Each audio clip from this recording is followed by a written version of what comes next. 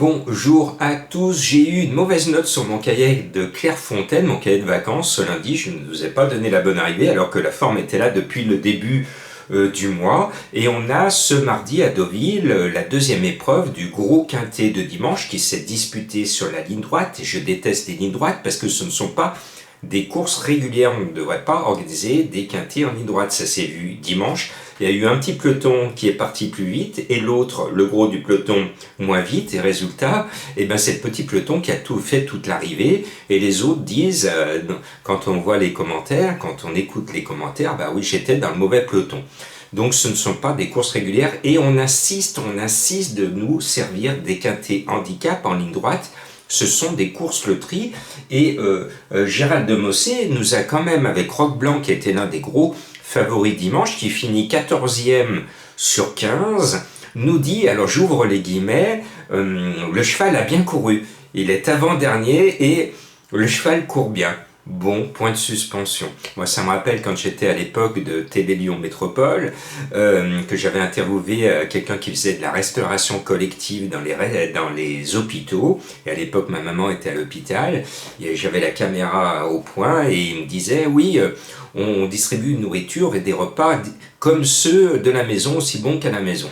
J'ai posé ma caméra parce que ma maman était à l'hôpital et je savais ce qu'elle mangeait, je voyais ce qu'elle mangeait, je goûtais même des fois ce qu'elle mangeait, je lui ai dit non, je peux pas vous laisser dire cela.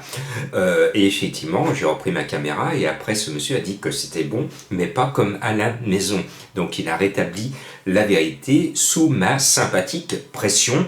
Là, de dire quand on est avant-dernier, le cheval a bien couru, il y a un moment où mon confrère a dû dire non, c'est pas le propos que les turfistes attendent. Qu'est-ce qui s'est passé? Il est favori, il est avant-dernier. Il y a eu un problème quand même quelque part. Point de suspension. Bon, ce mardi, sur cette ligne droite, il y a un cheval qui pour moi est un soleil. Il a croisé les princes de ce monde du galop de 3 ans, c'est le North Ends of the Earth, qui est en plus le cheval de Madame Colombo. Pour moi, c'est un soleil avec Maxime Guyon. Pourquoi? Parce que vous le savez, moi je fais parmi de ceux qui font papier correctement et au millimètre. Eh bien, écoutez, déjà, il a couru 2 quintets, il a été 2 fois à l'arrivée, il a 100% de réussite, donc ça fait déjà pour lui un bon point. Mais ensuite, à Saint-Cloud, le 5 mai, il fait jeu égal avec un certain Monsieur Molière, l'un des bons poulains français, toujours très estimé. Donc, il est côte à côte avec Monsieur Molière. Et précédemment, le 2 avril à Bordeaux, il finit 5e, non pas de n'importe qui, mais de S Impact, qui a été le gagnant formidable du Jockey Club. Et à Saint-Cloud, le 9 mars, il est 4e de mon chouchou, un cheval qui est un ancien cheval mystère que je vous disais pour démasquer Zorro. Le cheval s'appelle Don Diego de Vega. Eh bien, il est quand même sur ces 3 lignes successives que je viens de vous compter, au-dessus du lot, normalement. Donc ce 9, je n'hésite pas une seconde à mettre le cheval de Madame Colombo en tête sur mon ticket. Et puis j'ai été ravi et impressionné par la performance de Bulas la dernière fois, ce numéro 4 dans un quintet référence. Il finit 2e derrière Caramelito qui ce jour-là était le cheval de Madame Colombo. Elle est en forme, Madame Colombo, en ce moment, et il battait des chevaux qu'on revoit, Alibari, Chance, Puerto Madero, Exciting. Donc, et précédemment à Saint-Cloud, il n'est pas loin de faire jeu égal avec le cadeau qui est d'une valeur supérieure au quintet. Lui aussi a de très belles lignes et les deux me paraissent un peu au-dessus du paquet. En plus, ce Bulas s'est monté par Christophe Soumillon. Il a la chance d'avoir le 3 à la corde. Alors l'avantage de ceux qui sont à la corde, on sait qu'ils vont galoper droit, notamment parce qu'ils sont le long de la lisse de la corde. Et alors que ceux qui sont à l'extérieur peuvent flotter, c'est un peu plus aléatoire. Après, allez savoir quel peloton, celui de l'extérieur, celui de la corde va aller plus vite. Et des fois, il y a même 3 pelotons. Est-ce que ça va être celui du milieu qui va aller plus vite? C'est pour ça que ces courses ne sont pas régulières. Après, alors moi je suis un fan de l'étalon Frankel. Quand j'en vois un, je ne me pose pas de questions, je le mets. Donc je vous mets le 12 galant Did pour son papa prestigieux, dont les saillies coûtent une fortune, et les poules en vente s'arrachent à des prix valant de l'or. Donc ce 12 galant Did en bon fils de Frankel, c'est un 3 ans, doivent faire quelque chose de bien.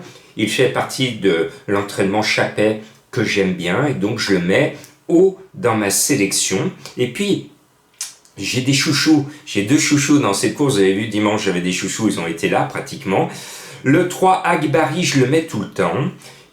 Il ne me déçoit que très rarement, en tout cas cette année, pas de déception. 3e, 4e, 5e, 5e, 3e. Il est formaté pour être dans le quintet. Si vous cherchez une base quintet, ben le 3 Agbari, normalement, si tout va bien, va entrer dans les 5. Je le sens bien, il a juste un petit peu de poids, mais il doit faire quelque chose de très correct dans ce lot. Et puis le 6 Puerto Madero, derrière Bulas, c'est la 2e cartouche Lerner. Je le mets parce que vous le savez, je suis un fan d'Alexis Pouchin. Et je le mets tout le temps et bien m'en prend puisque le jockey a une réelle réussite en ce moment. Il monte donc ce 6 Puerto Madero qui a une chance régulière. Alors le cheval n'a pas fait grand chose cette année. Il figure bien toujours en tête des battues, mais rarement, jamais dans les 3 cette année. Charge à Alexis Pouchin de changer ses mauvaises habitudes et de faire rentrer pour une fois dans le quintet. Et puis, ce qui m'a alerté à la lecture des partants, c'est la présence de Stéphane Pasquier sur le 5 Light Walk Up. Alors que normalement, d'habitude, il monte beaucoup pour son patron Chappet. Et bien là, non, il monte Light Walk Up. Donc je me dis, bon, le cheval reste sur 2 victoires, il progresse plus vite, il galope plus vite que le handicapeur, c'est-à-dire que ses progrès lui permettent de faire en sorte de continuer à gagner, comme le cheval de ce lundi qui a gagné à Lincoln, qui a gagné la queue en trompette le quintet à 72 kg. Alors j'ai eu une remarque d'un internaute qui m'a dit, mais Jean-Marc, vous faites une pétition pour interdire les chevaux de porter plus de 70 kg, vous mettez très haut le 1. Bah oui, je vous avais expliqué hier qu'il a une âme de gagnant, qui voulait mordre l'autre tellement qu'il voulait pas, il supportait pas qu'on le précède. Donc je vous avais démontré que malgré sa lourde charge, Lincoln avait une toute première chance et il a continué à gagner malgré ses 72 kg.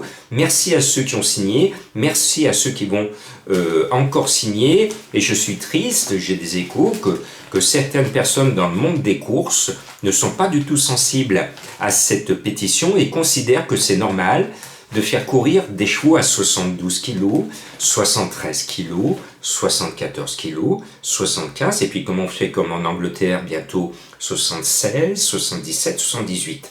Tant qu'il y aura sur cette planète des courses, des gens haut placés qui se diront « Ah, on peut mettre du poids », eh bien, la vie de nos chevaux d'obstacle et de nos jockeys seront en danger. Donc j'espère que nos dirigeants vont se réveiller et vont écouter cette pétition. Je referme cette parenthèse et merci à ceux qui sont sensibles comme moi. Donc, après ce 5 Light Walk Up qui peut, comme le gagnant de lundi à Clairefontaine, aligner un 3e succès consécutif, je mets un cheval que j'aime bien, c'est le numéro 8, Chance. Vous vous en souvenez, la dernière fois, j'étais l'un des rares à être très confiant avec ce cheval, et j'ai eu de la chance parce qu'il m'a donné raison en entrant quand même dans le quintet s'il n'a été que 5e. Alors, à mon sens, il est un peu juste en valeur, mais Barbaro est chez lui à Deauville, et puis Michael Barzalona qui vient de se prendre une mise à pied, court ses dernières montes, donc il faut qu'il en profite pour gagner un peu d'argent. Donc j'espère qu'on aura la chance de retoucher ce numéro 8, et comme vous le voyez, l'autre fois, j'avais été inspiré parce que le nom de Chance m'avait sauté aux yeux. Je l'avais mis parce que j'adore les chevaux qui ont des noms sympathiques. Et quand j'ai vu pour la première fois dans un quintet l'argent au départ, pour moi, même si son papier, le cheval est tout neuf et il n'a couru que 2 fois l'année dernière, une fois cette année, en montrant pas sa valeur, ce 14, l'argent, pour moi, on peut toucher de l'argent avec le numéro 14, et si vous êtes sur l'hippodrome de Deauville, vous le caressez, parce que là, vous aurez la chance, et c'est rare de caresser de l'argent quand il va passer devant vous au retour du rond de présentation. Plus sérieusement, je sais que l'argent, le 14, est un cheval qui a un sacré caractère, il est très compliqué à entraîner, mais il a du gaz, et il est tout neuf. Donc, et il n'a encore pas montré sa vraie valeur. Donc, s'il a du gaz, et si par bonheur il avait un peu de qualité, ce joli grisou, qui est encore très bébé dans sa façon de se comporter, pourrait créer une énorme surprise. C'est le dernier de la liste type de la presse. Il n'a qu'un point, il est vraiment le dernier, pratiquement personne ne le voit. Eh bien moi, je vous le propose parce que c'est de la ligne droite, tout et n'importe quoi peut arriver. Et allez, on va essayer de toucher de l'argent avec le numéro 14. Et justement, je termine par deux chevaux mystères qui eux aussi ont un nom rigolo. Le premier pour le toucher, c'est un cheval qui est un peu moyen, donc ça va être compliqué, c'est au trot. Mais pour le trouver, il faut aller sur une gondole. Et attention, ça coûte cher d'aller sur les gondoles. Et une fois que vous serez sur la gondole, son nom va vous sauter aux yeux par définition. Et puis, le deuxième est aussi d'actualité parce qu'il est incontournable dans l'émission Fort Boyard. Il hante le château et c'est d'actualité parce que c'est les vacances et sur la barrière atlantique, on aime cette émission avec Fort Boyard. Eh bien, trouvez la bonne clé et vous allez trouver ce cheval mystère qui, lui, a un peu plus de chances de gagner que celui que je viens de citer, qui reste moyen, mais qui peut corser les rappeurs. Bonnes vacances aux Haussiens et bon courage aux autres.